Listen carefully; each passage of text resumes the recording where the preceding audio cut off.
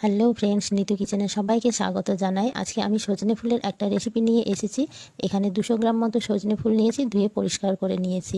Medium সাইজের 2টো আলু নিয়েছি, একটা ছোট সাইজের টমেটো নিয়েছি, একটা গোটা পেঁয়াজ নিয়েছি, পেঁয়াজ স্লাইস করে কেটে নেব। একটা বেগুন নিয়েছি, পুরো বেগুন দেবো না, হাফ বেগুন কেটে নেব। কড়া গরম হলে দিয়ে দেবো সরষের তেল, ফোড়নে দেবো শুকনো লঙ্কা, কালো জিরে, পেঁয়াজ দিয়ে দেবো।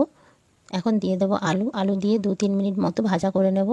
বেগুন দিয়ে দেবো, বেগুন দিয়ে আরও 2-3 মিনিট মতো ভাজা করে নেব। এখন দিয়ে দেবো সজনে ফুল, দিয়ে দেবো স্বাদ মতো লবণ, টমেটো কুচি দিয়ে একটু নাড়াচাড়া করে 5 মিনিট মতো ঢাকা দিয়ে রেখে দেবো সেদ্ধ হওয়ার জন্য। তো এখন দিয়ে দেবো হলুদ গুঁড়ো, লঙ্কা বাটা, পোস্ত বাটা দিয়ে একটু নাড়াচাড়া করে সব কিছু ভালো করে মিশিয়ে দিয়ে দেবো বাটি ধোয়া জল।